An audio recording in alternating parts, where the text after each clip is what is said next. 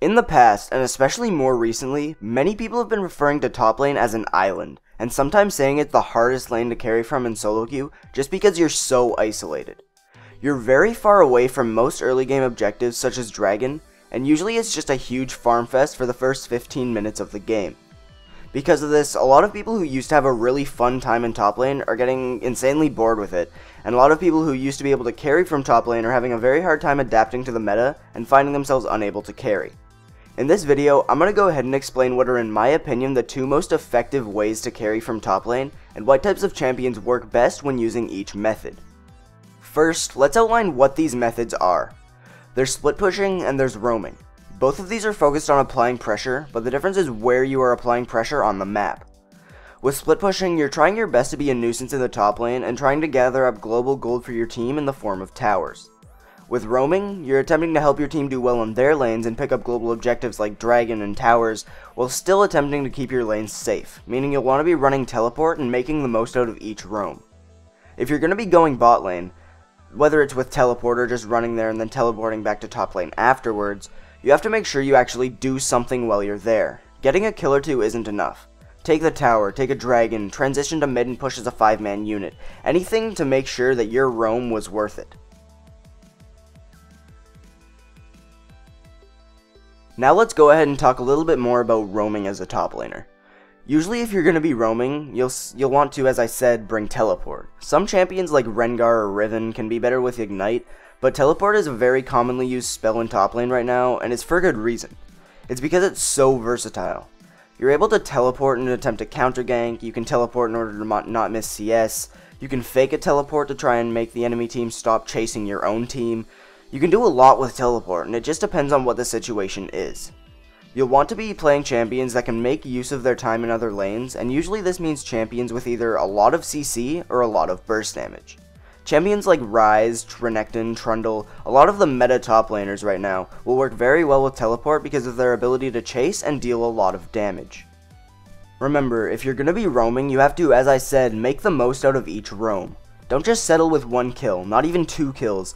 Take a tower, take a dragon, take the enemy jungle camps, take as much as you can and get as much gold as you can for you and your team before you head back to the top lane. Another very important thing when it comes to roaming as a top laner is who the kills go to. You don't want them all. That could end up being your downfall. If you want to pick up one kill, then go ahead and do it. It's great.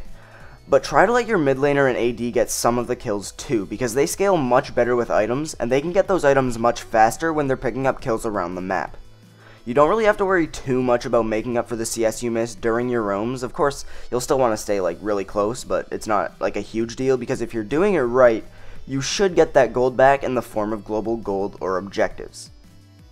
Or from objectives. Yes. With that said, let's go a little bit more in depth about split pushing. When you're going into a game with the game plan of split pushing for the entire time, there are certain champions and strategies that'll make your game a whole lot easier. When it comes to picking champions, you want to pick someone who is either A, good duelist, B, good at wave clearing, C, very mobile, or D, great at taking down towers. If you can get 2, 3, or even all 4 of those, it'll immediately make your game a whole lot smoother. For example, picking something like Nidalee or Jax will be very good for split pushing as they're both great duelists, they're very mobile, and can take down towers extremely fast.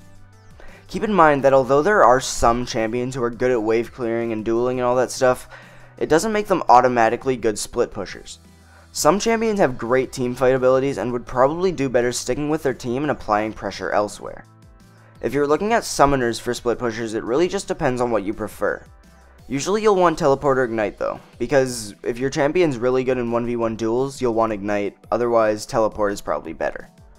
Also, remember that even though you go into a game with the goal of split pushing, there will be times where you need to go and help your team in other lanes, so don't get too attached to top lane and just AFK farm. Now, as I'm sure you know, if you're split pushing properly and being really annoying for the enemy team, you'll be drawing up to 4 people to the top lane to try and stop you. This is again why you need to pick mobile champions that are good duelists.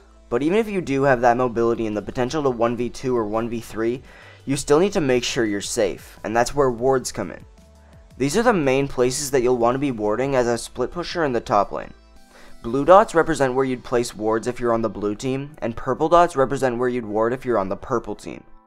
With these wards, you and your team will be warned when people are coming to stop you and how many people are on their way. Based on how many people are going to try and stop you, you and your team can apply pressure in other lanes and grow your lead. If you're having trouble applying enough pressure, then you'll want to be even more of a nuisance. Steal enemy jungle camps, steal buffs, down towers as fast as you can, do anything to bring the enemy team to your lane. Hopefully you're able to pull enough top and allow your team to make plays elsewhere. I think with that I've gone over pretty much everything about roaming and split pushing, but if there is anything that you think I didn't go over or want more info on, then please go ahead and ask questions in the comments. If this video helped you out, then don't forget to leave a like as it really helps me out. If you want to stay up to date with me, when I'm streaming, and what I'm doing, then go ahead and check out my Twitter at twitter.com/Krelian. Lastly, I want to remind you guys to go ahead and subscribe to my YouTube channel if you want to see more content like this. Thanks for watching, and I'll talk to you guys later.